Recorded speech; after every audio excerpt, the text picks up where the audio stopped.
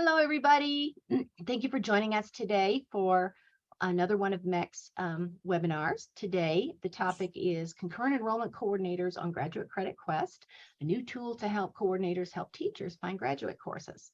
And I appreciate all of you showing up today because I know that we had scheduled this for earlier in the spring and that didn't happen, didn't come to pass. So thank you for your patience and for allowing us to reschedule this webinar. I do want to issue a few reminders. First of all, we are recording this so that we will put it on our website and you can access it at a later time. The resources, the slide deck, and anything else we mentioned will be available on the MHEC website as well. We ask you that you please use the Q&A. There are two options when you are on this platform. You can submit through Q&A and you can submit through chat. Please, for your questions on this webinar, submit them through the Q&A, and I will be monitoring those and trying to answer them as best as possible, but we'll also have a time near the end when we will verbally call out some of those questions and get some of those questions answered. And then finally, we will follow up with a survey, and you can let us know how we did on the webinar and other types of concurrent enrollment type webinars and programming you might like to see. So once again, welcome. I'm Jenny Parks, the VP of Policy and Research at MHEC, the Midwestern Higher Education Compact, and you are here today seeing one of our webinars in our concurrent enrollment line of work. Specifically, we're talking about issues for credentialing for concurrent enrollment teachers since the HLC guidelines were refined in 2015. Today's webinar is called Graduate Credit Quest, Concurrent Enrollment Coordinators on Graduate Credit Quest, a new tool to help coordinators help teachers find the graduate courses that they need. So I am joined today behind the scenes with my colleague, Mary Robertson at MHEC, and then my partner in crime on Graduate Credit Quest, Jerry Murphy. And he will be doing most of the presentation today because he is the technical expertise behind all of this. But I will ask you, Jerry, just to take us to the next slide, and I'll just ground us in why we're doing this and what's going on here. So for those of you who aren't familiar with Graduate Credit Quest, it is a website that features graduate credit courses that concurrent enrollment teachers can find and take and help meet the credentialing needs that they have due to HLC and other regional accreditors, and actually NACEP defining someone who is qualified to teach a 100, 200 level course, a university level course, and get credit for the students taking them.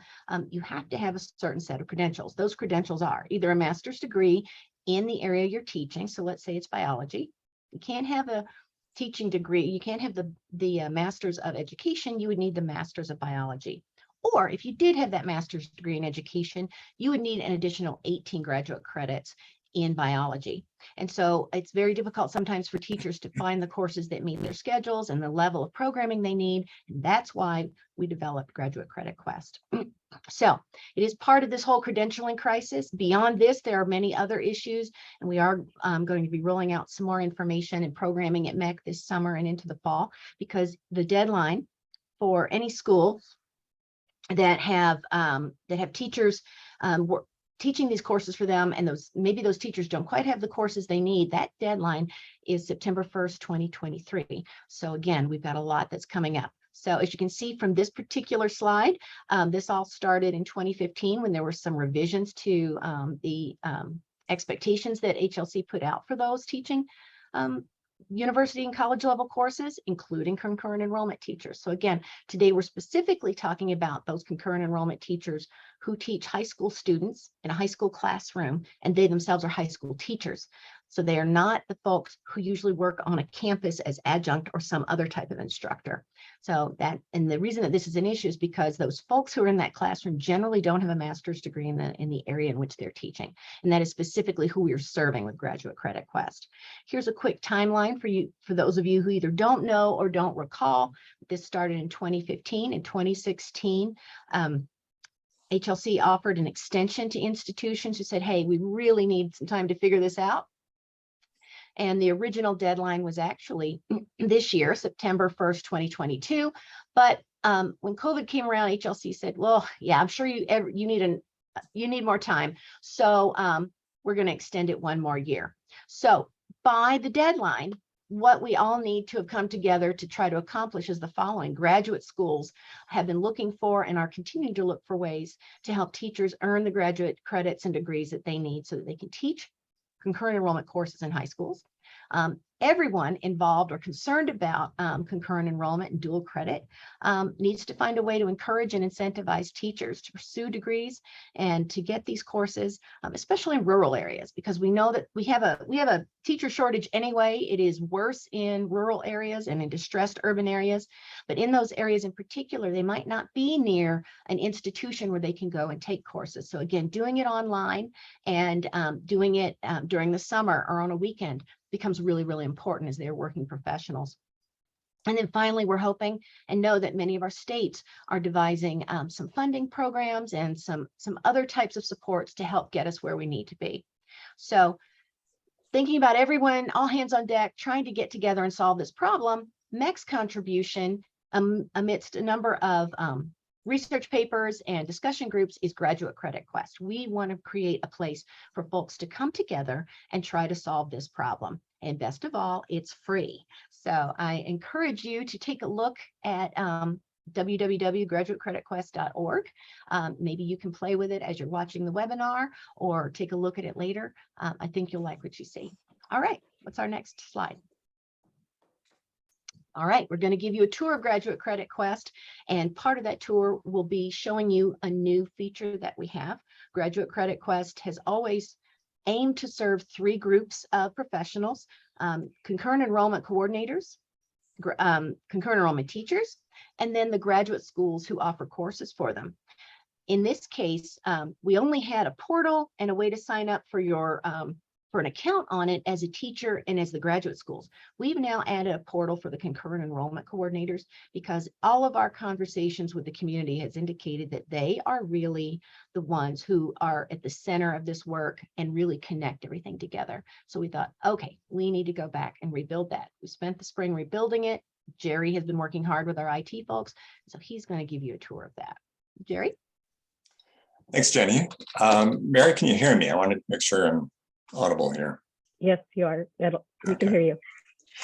As Jenny said, the site was developed initially around building a database of course offerings for teachers looking to identify and enroll in graduate content-specific graduate level coursework to satisfy their credentialing needs.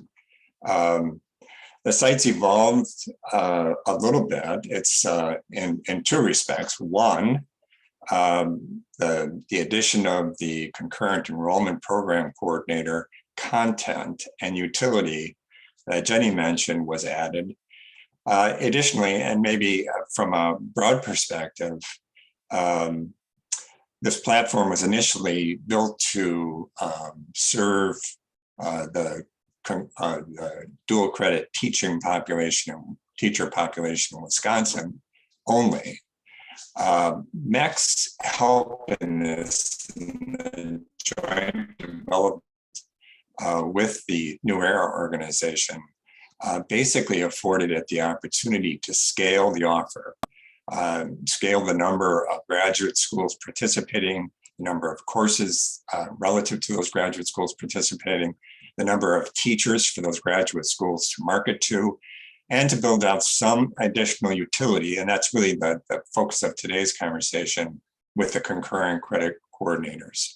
So this is the home page, which you're looking at, and this is above the fold. So you can see the three populations. Each one of those has their own sort of channel of utility for the platform. But at the same time, we all recognize that each of these very distinct audiences are also very interrelated. So that's why this particular platform is sophisticated in that respect, and that it went at a very complex functionality in bringing those groups not just onto the same platform, but then enabling them to speak to one another. And that's really what the conversation today will be about. So on the home page, there's a page that's simply about the platform, about the issues that Jenny just ran through. about the players that were involved and are involved in terms of the accreditation. There's also a state-by-state profile within the 12-state footprint of MHEC. There's a great deal of variability from state to state. We want to recognize that there might be opportunities for people to become more familiar with the state's offerings, some best practices, some unique partnerships, and we could do that by highlighting a profile for each state. There's a news page very similar to what you would see on most websites. And the meat and potatoes of the platform is really the next two navigation buttons. Find Your Courses is really the database that is built by the university administrative folks and populating a database with current and forward graduate course offerings. My plan is really a dashboard effect. In this case, this is a teacher's view. So I signed in when this screenshot was taken, I signed in as a teacher. And that's actually a dashboard reflection of where the teacher is in their journey to getting credentialed. If you look at below the fold on the home page, there's a section for studies, reports, and upcoming events.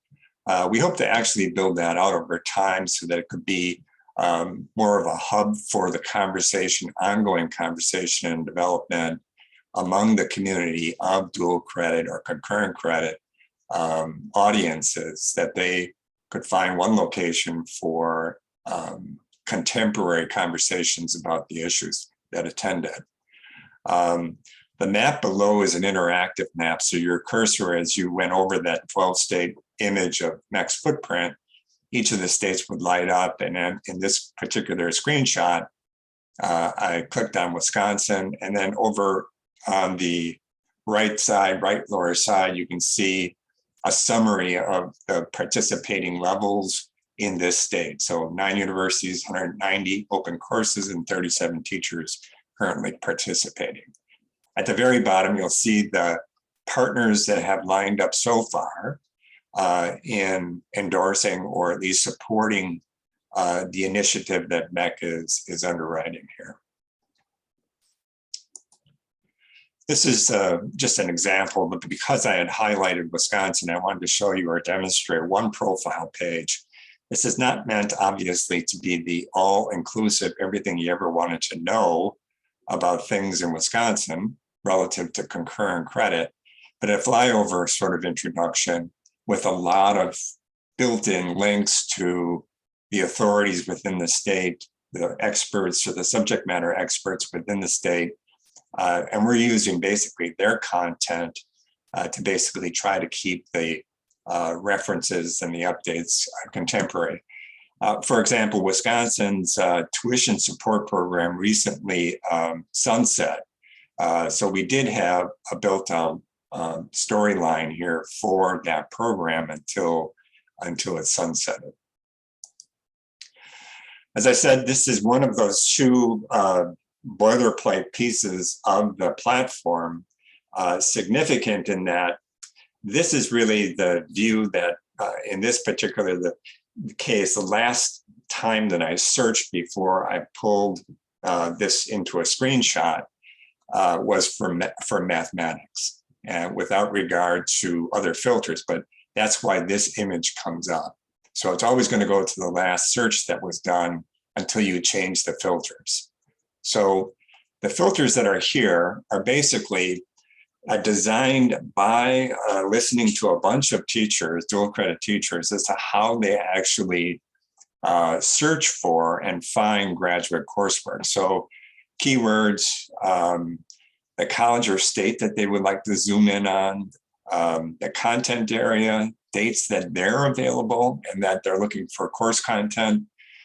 You can click this toggle button on and off if you are only interested in online courses, and particularly if you were looking at multiple states offerings for that subject matter. And then credits, if you were looking to just fill out your dance card for the remaining credits that you need. If you needed 1 credit or 2 credits, you can actually search by that. If you click on the Learn More button, this is for the Math 676 course. This is really a thumbnail sketch, an abstract of what the universities are putting in each of those separate headings or fields within the database. And these aren't intended, again, to be everything. These are intended to connect teachers to source points within those institutions offering courses to be able to get a really quick, digestive version of identifying potential alternates to a course selection challenge. In this case, this is the Minnesota State University of Moorhead, 3 credits online mathematics. This is when it's being offered next. If I really genuinely thought, hey, that's exactly what I'm looking for, this is all the stuff I want, I could just hit this enroll button either there or here. And basically I'd be taken in this case to Minnesota State and their consortium graduate school offerings through their pathway to 18. If it were another state, it would go right to the participating university's gateway for applicants to their graduate school programming. Now, the third piece to this is important, and I'll be referencing this quite a bit as we go forward. But the third part of this is really the communication capacity for the site kind of takes off at this point. So again, I'm signed in as a teacher. So this add to my path actually pops into this frame of information or alternates for me to move to action. This add to path, if I were to click that, I want this Math 676, and I'm going to add it to my path. Now, all that means is that I want this one in my shopping cart. I want to keep this one teed up so that myself and my coordinator, my K-12 coordinator or my concurrent credit coordinator, can have this as the object of our conversation going forward. So if I hit this button, 3 things happen automatically. The first is that I'll get an email notice as a teacher that a request for insight or a request for treatment of a particular course that I've added to my shopping cart, they'll get a notice that that went. So it's an affirmation that when they press that add to my path, this email automatically went. To notify this automatic email that goes to the concurrent credit coordinator, and in that is a hot link to the more specific information about the course, about the teacher, about their history. So all of that, I'll show in a minute, but all of that comes really automatically. As soon as I add this to my path, that means I'm seriously thinking about this as a potential course to fill a requirement. And then the last thing that happens automatically when they click on that add to my path, it gets added to the teacher's customized plan and dialogue history. And I'll show you that in just a bit. So this, I don't expect that people can see all of this. This is very small. I intended this to be the entire screen for a reason, because I wanted to first show you the overall impression that we're trying to gather. And then I'll back off that and do some highlights of the more specific things so that you can actually see and read. But on the overall, you've got a graphic tracker. This is a visual reminder for the teacher as to how far they are on their path to 18. There's a quantitative tracker of progress that shows those courses that are currently under consideration, as well as those courses that were either achieved ahead of the teacher signing up for this platform or ahead of even their beginning the process of trying to create a plan. So they may have taken some graduate coursework ahead of this. It will show up in this completed credits tab, and I'll show you that as well. Up here is their, basically when they signed up, they created a profile, and that's not unusual to many subscribed services. But what I wanted to do in highlighting this or expanding that was to not show you the redaction there, but to basically make sure that I emphasize your teachers have to use your correct email. If this has got a defect in the email address, none of those automatic notifications will happen. So if your teacher that you're working with is frustrated by that, this is really the first thing that they should check, is to make sure that that address is right. That happens more than you know. The other thing is that down here, there is an arrow, up and down arrow. And if you expand that, this would accordion out downward, and it would show you a log of the conversations that have gone back and forth between the teacher and the coordinator. And again, I'll show you that in a bit. Just for a point of reference, wherever you see a blue shaded outline, like this oval, those are automatic populations. So those happen when other actions are taken by the user. The green, that means that the user has to actually affect the functioning of that particular feature of the site. So these automatically happen. The teacher would have to actually press that arrow, that down arrow, to see the dialogue. This notice count here tells the teacher that there are 2 unread notices in their inbox, and this basically addressing this particular course. There are 3 unread messages in this one. And then the teacher has the power, they're making all the decisions here. So the teacher has the power to trash a course, to basically eliminate it, delete it from consideration. And they also have, there's a checkbox here. If they check that, this course, they're basically saying, I've completed this class, and it will move to the completed credits tab that's behind this view.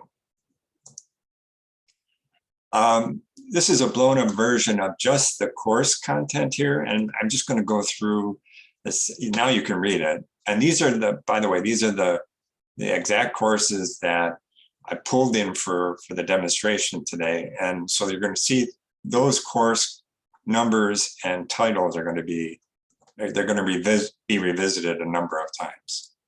So again, here's the teachers, they can trash it or they can indicate that it's complete. They get notice of messages, and a way for them to basically mark those as read is down here in the left bottom, but so they can clear that out. I mean, it isn't a forever count, but it's just a notice so that they know that there's something waiting for them in basically their inbox under this course. The yellow banner indicates that this particular request is still pending. If it turns green, that means that the coordinator has responded. And typically that generates a message then for the teacher to go take a peek. Again, the completed credits would show, in this case, there are 6, that's quantitative. But if you looked at what does that really mean, this is that tab. And in this case, if you read this quickly, it's basically, it enables the coordinator or anybody trying to advise this teacher that there is some existing coursework. Now, it probably begs the question that the teacher is going to have to demonstrate those 6 credits with transcripts or something like that.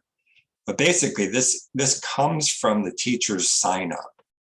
So one of the first things that a coordinator would do when seeing this would be to make sure that they have those 6 credits from the teacher somewhere in their record book, or somewhere affirmed or validated that those courses are in fact now completed and referencing their progress down their pathway. So now I'm going to transition. As I said, this has always been a conversation between the teacher and the coordinator. I want to give a shout out to John Dobbins and Mike Kennedy, John from UWO and Mike from McHenry University or College. We made those 2 guys suffer through the trials and tribulations of beta testing this. And they gave us a bunch of suggestions, and they recognized a couple of improvements that we built into the site. But this is basically the entry point for all of the coordinators. Likened to the universities and the teachers, there's a separate sign up, and basically it's name, rank, and serial number. What I want to emphasize here is this yellow piece, is that in the beta test, we had a number of automatic notifications go to spam. So we changed the email channel, and in doing so, we have to now build a reputation for that email source, particularly around universities or folks that have different firewalls or different security protocols. All you really have to do is keep an eye on your spam folder. And if you can, is to accept this as a news sender. I'm a little bit outside my expertise here, but basically because we're using a dedicated channel for the notifications, we have to get enough history behind that for the internet, the world of that I don't know, for that to basically accept it as a legitimate email. So if you hit that email account activation, it sends you the invitation for setting up a username and password. The sign-in tab on the home page is now replaced by My Dashboard once you've signed in. If you clicked on My Dashboard, surprise, surprise, this should look very familiar to you, because this is basically the mirror image of what I've been showing you from the perspective of the teacher. It's identical in terms of its dashboard features. It has, instead of the teacher, it has your profile, but it is basically the same content. If you're looking at the test teacher that I've been demonstrating, these will be automatically the same as what I just showed you for the teacher. So up here, the teacher 2 is the teacher that I've assigned. Now, there isn't that graphic image that shows how far along this particular teacher is. That image is not on the coordinator's dashboard. What is different, though, and specifically tailored to the coordinator, is these are all identical to the teacher. So this toggle takes you back to the list of courses, quantitative count, messaging, all of that is identical. What's unique is this teacher sign up template, and I'll show you that. I'll expand that in a minute. So if you hit that, this would accordion down to include this template. And then the other is a drop-down listing of all of the teachers that identify with this particular coordinator. So in this particular case, those two items really are the unique difference between the view that you would see as a teacher and the view that you would see as a coordinator. So let me stretch one of these down. I'll do the top one first. That does teacher template. One more thing. Again, this is just a utility piece. This is true for teachers as well, but all of these functions basically fall underneath the profile, including signing out of the site. You can simply close out the browser, but this is a way to sign out of the site as well. So here's the expanded teacher sign up template. Now, when we were working with John and Mike, one of the things that we were trying to talk through was how to motivate particularly new teachers coming online, new dual credit teachers coming online, and how to real quickly get them to take the next step. So one of the suggestions was to basically preemptively do the name, rank, and serial number for the teacher, because you probably have that information, and basically cut and paste this green section down here in an email. That link down there will take them automatically to this sign-up sheet that they can verify the information is accurate. And that basically then prompts them to get a username and password. What's critically important here is this green circle. If the teacher does not check that box, send review requests automatically. If they do not do that, all of those automatic notifications are not going to work. We set this up so that teachers were not mandated to engage their coordinator. They're not mandated to look for permission for a course. We're trying to build a case for the coordinator and the teacher to become really connected at the hip in terms of what each individual teacher is trying to accomplish. But this mechanical piece here, this checkbox, needs to be done in order for those automatic communication and notification pieces to work. The second button up there, that drop-down button, was for the teachers that are identified with this particular coordinator. In the demonstration, I only have 2, but if you had 30 dual credit teachers that you were in your stable, that you were being charged with keeping track of, or charged with managing for compliance to HLC or your own university's credentialing standards, this would simply accordion down to 30 slots. When you pick one, that then would become the content for that particular teacher. So advanced topics in geometry and trigonometry, all of this would switch out to whichever teacher you picked. So it's very dynamic in that respect. When you receive that notification from the teacher that they added a course to their pathway, this is the content that you see when you hit the hot link in the email. So it has the contact information for the teacher. It also has the contact information for the coordinator, and you should look at that to make sure that this person is in your stable. This information is basically similar, but a little bit more detailed to the content around the course that they want some feedback on. This is a history. So this is basically the quantitative counts that are on their profile or their dashboard. The meat and potatoes is up here in this section. And this is where the concurrent credit coordinator can actually respond relative to this course, maybe having done some homework around the due diligence of the links that are below here, but they can make a determination and begin to advise, and they would make those advising statements in this comment section. As soon as you hit the comment, an automatic email goes to the teacher, the same content goes to their dashboard under that particular course.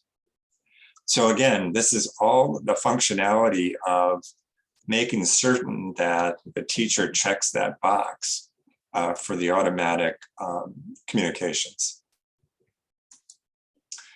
Notes to yourself is just these are not shared with the teachers. So these may be just incidental information or notes that you want to follow up on internally, or unique conditions of the teacher. It's just, these are intended to just be notes for you to refer, particularly if you have a handful of dual credit teachers. You may have, to keep them straight or to keep content straight, you may be wanting to jot some notes.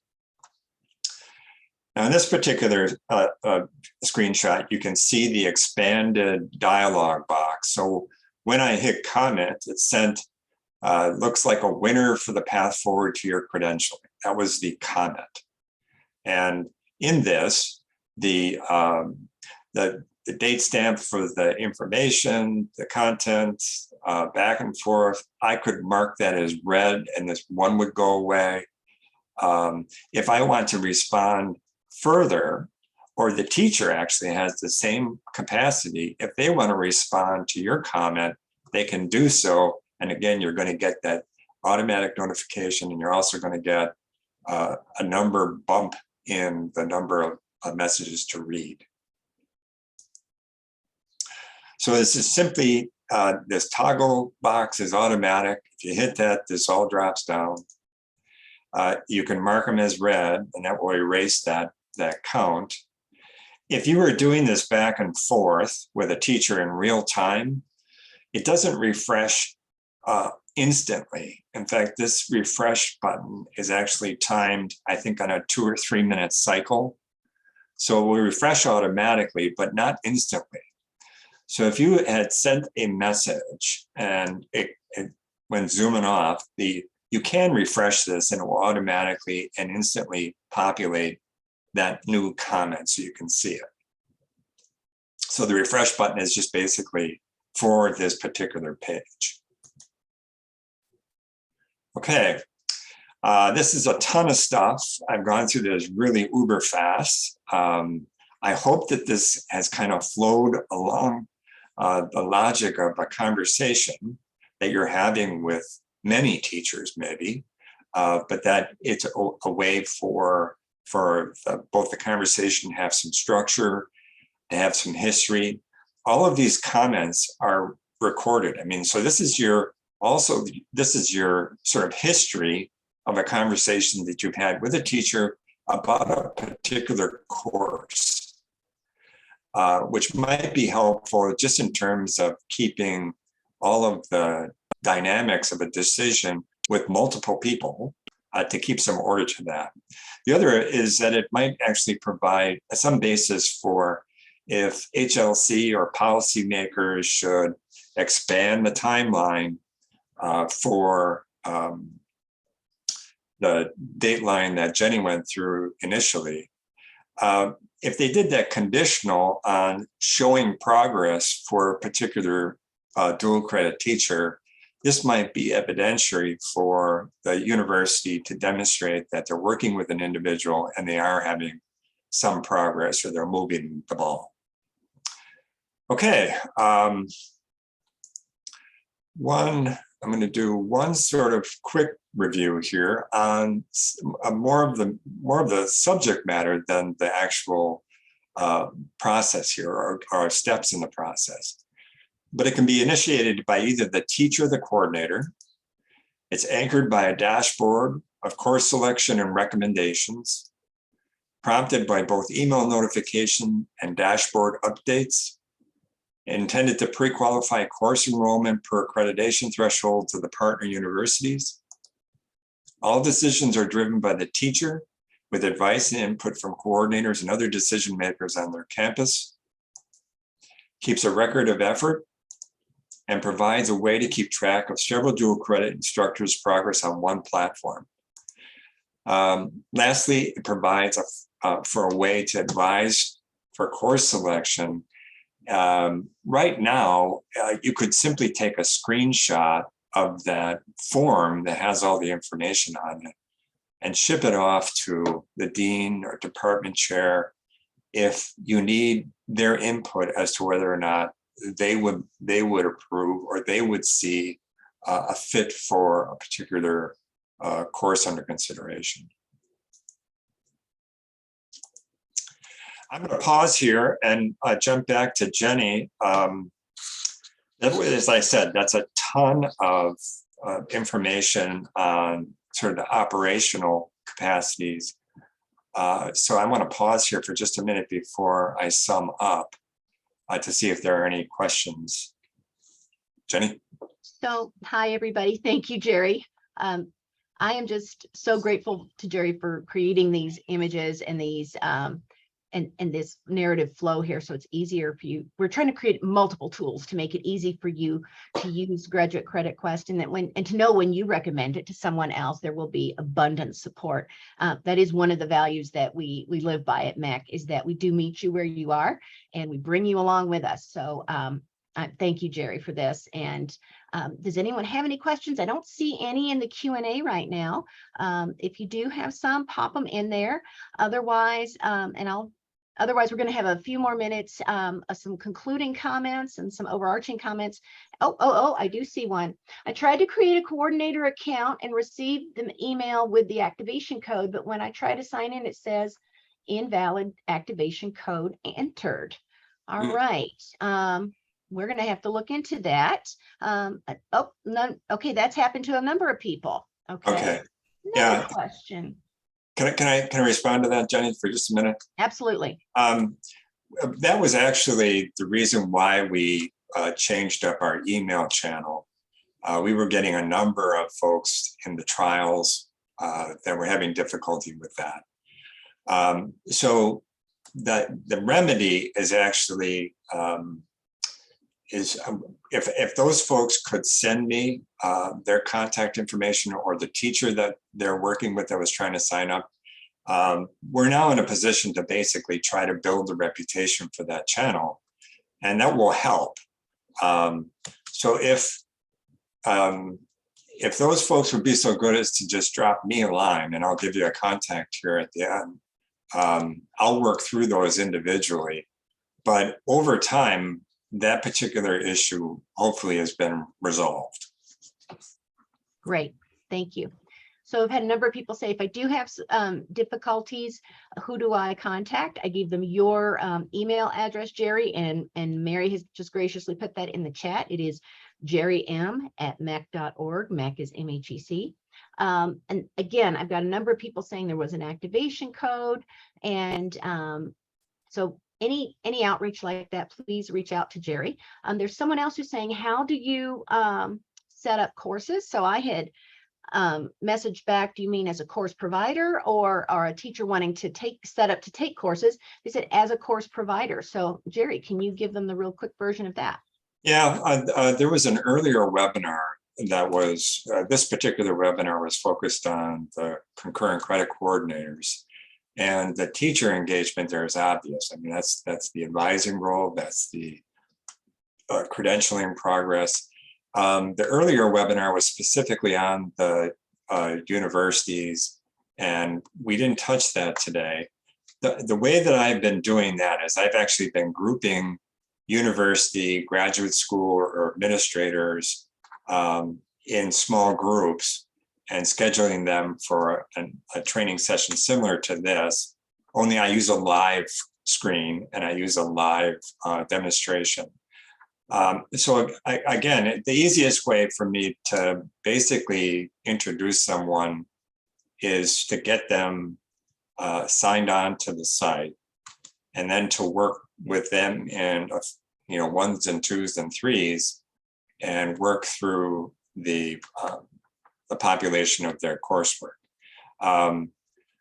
In many cases, just to go off on a tangent a little bit, in many cases, the start for a university is daunting.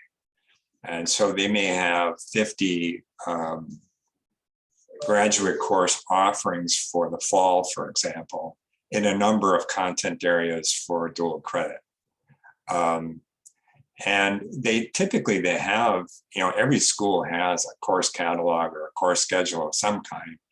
So what we have them do is basically use that information and basically it's a cut and paste kind of thing for an Excel sheet, and we'll import all of the information at one time.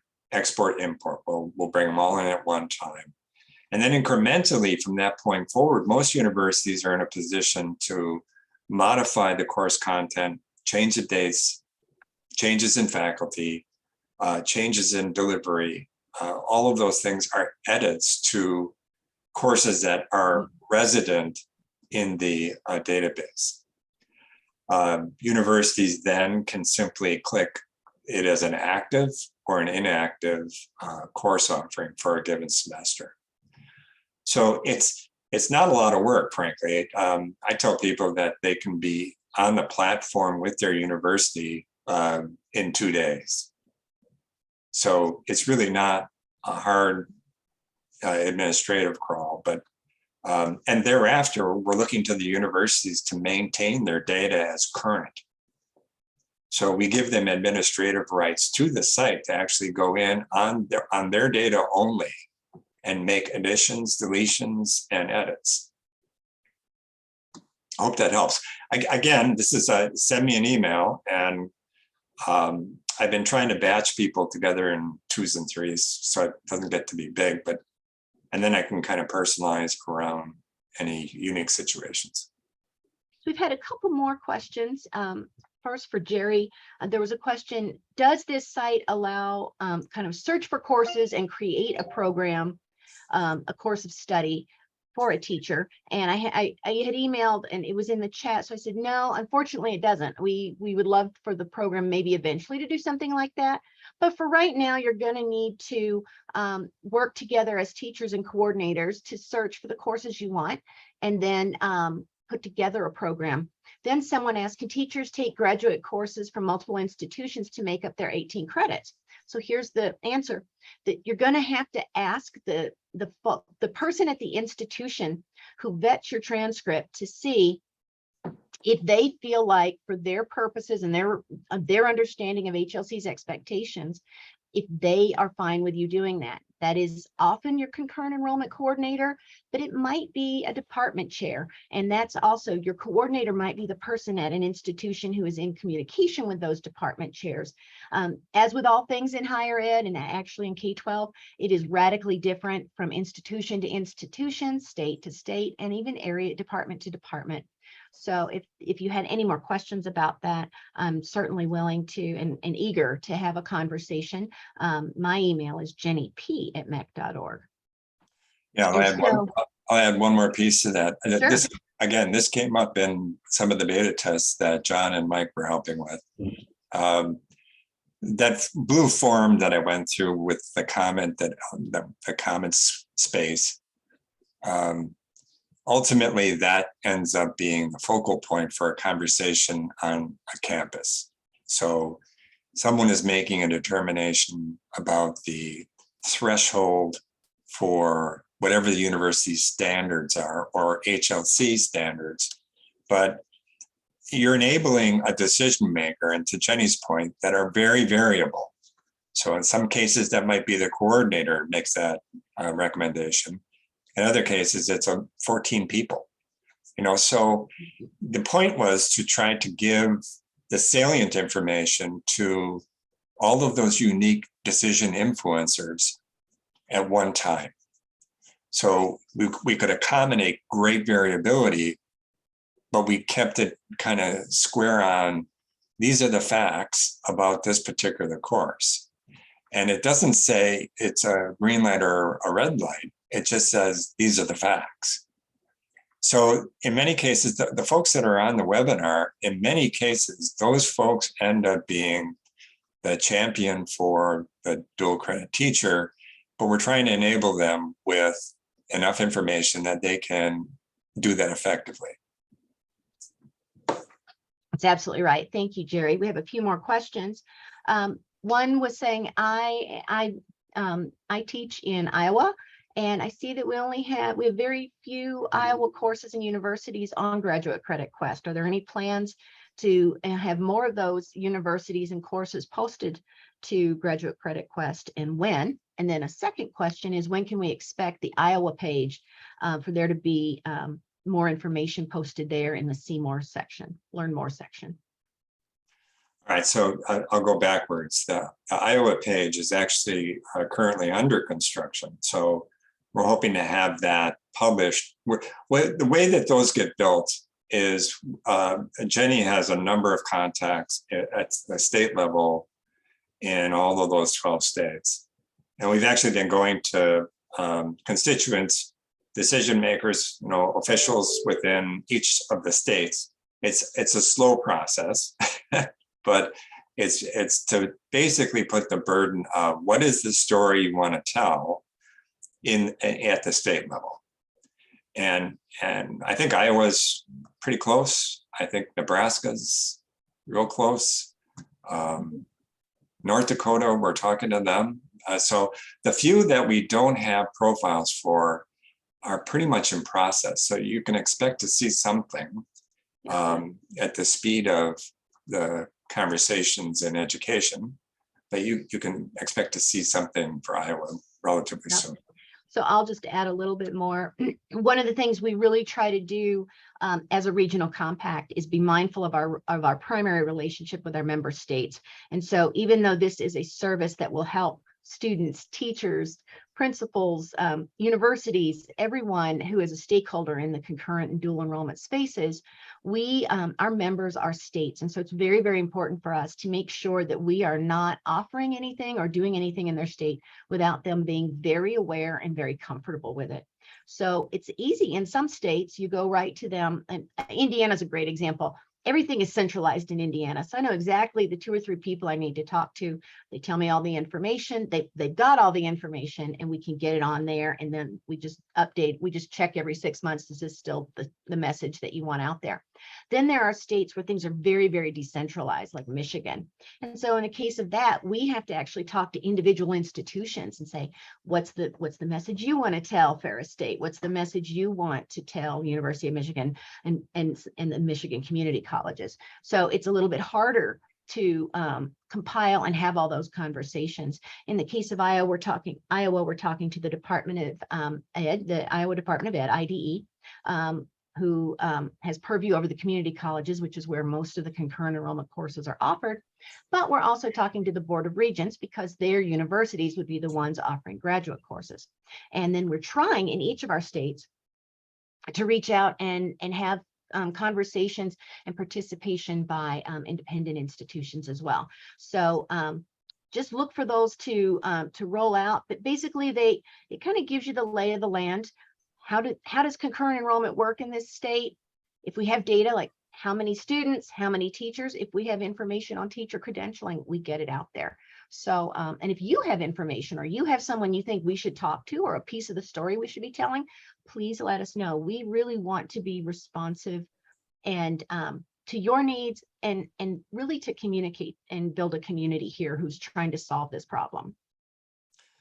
Jenny, I'm going to need to jump in here just to close out these summaries. If we have time, we can jump back into the questions.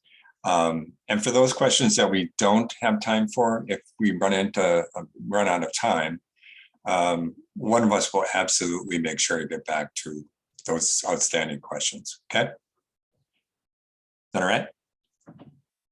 Good. Okay. So and again, I'm always fearful of just piling way too much nuance or detail into this. So I wanted to bring it back to more of a summary view and to do this without all of the conversation about the unique buttons here and there. So I'm going to start with where I started, and that is that the platform was really designed around 3 audiences. Graduate schools providing the database that is the fundamental, foundation of the platform. This is an opportunity for graduate schools to reach out and recruit postgraduate course content and enrollment in their own state, but also in maybe neighboring states or other states within the MHEC footprint.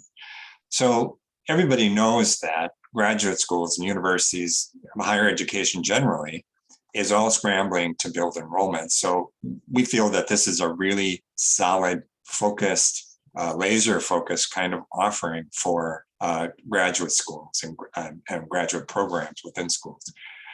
Dual credit teachers, they're overwhelmed. I think every conversation we've had with that population has been about just being overwhelmed.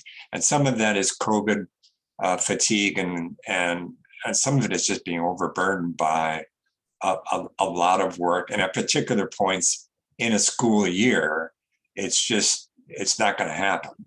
So anything that we can do to really accelerate their finding the needle in the haystack that they need to fulfill the dance card that they have in credentialing, that's really what this was. This whole platform concept started with teachers, dual credit teachers in mind. And I think hopefully you can see that commitment is still there. And then really on sort of the rollout of the platform, Jenny heard from a number of concurrent credit coordinators, NACEP, folks that are really tight to concurrent credit programming and delivery systems and accountability. we didn't realize that there was such a great need for a communication vehicle between teachers and their coordinators. And not to be redundant to whatever filing or program or process those universities have with their dual credit teachers, we were definitely hearing that it gets to be kind of a rat race for organizing it. So we also knew that many times in many states, the concurrent credit coordinator is also charged with some of the accountability for accreditation, or at least documentation around accreditation. So all of those things sort of built out the utility that I tried to show you today in the webinar.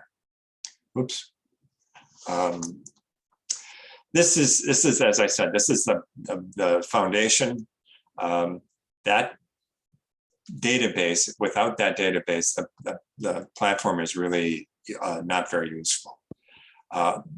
This instead of showing you that illustration with the arrows, this is actually a copy of the email that goes to the coordinator. It's from a dual credit teacher, and it is requesting your approval for this particular course. The link below well, it gives you some verbiage about what happens if the teacher deletes it, but the conversation leads to this hot link, and that generates this form, which enables you to communicate then with that teacher and with the dashboard that you mutually share when you're trying to map out somebody's future. Once you make that determination, make that comment, in addition to that comment populating the dashboard underneath that course, the teacher also gets a notification that this is your comment. So if you said, no, that course is not going to cut it, they're going to see that here in an email, and they're also going to see it on their dashboard. I put these two screenshots side by side for this particular demonstration. And, just to make the point that this is the uniqueness of the platform, is that you're both looking at the same information. So if there's any confusion about, this course or that course or this number, not that number, this enables you to really keep it clean.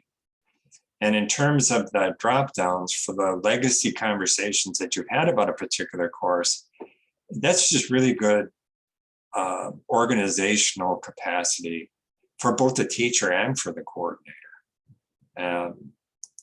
So hopefully that summary kind of makes sense.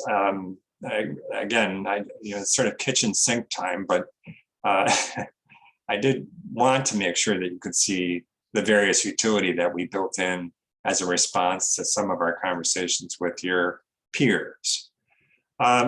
So we're still looking for folks to really kind of help us round up. It has been vetted, but I'm sure as soon as we crank on the volume of coordinators coming in, we're going to find some bumps in the road. So help us with that. Engage with a particular credit, dual credit teacher in your fold, and don't just muddy through it. If you bump into problems, we need to know that so that we can jump on those.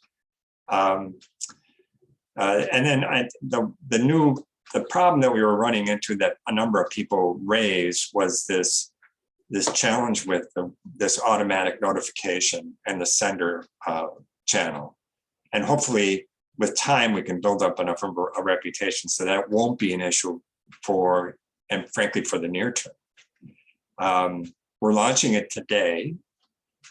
It's official, it's out and about. So some of you have been on the site, you can see that it's there and ready and waiting. And then one-on-one training support from me. And as I said, I'd like to do that with the groups if I can. That is it from me, Jenny. I want to thank everybody for their time and patience and support for the help provided and for the help that you'll provide going forward in helping us build out a great platform. Thank you, Jerry, and thank you, Mary. All the great questions, they keep us on our toes and they help us do this important work. If you have folks at graduate schools that you think we should be reaching out to get more courses on here, please send us those contacts. If you know coordinators who you think should be thinking about this and could use it, either tell us about them or tell them about us. Likewise with teachers, we know that we are just really beginning to get the momentum to get this rocket ship off the ground.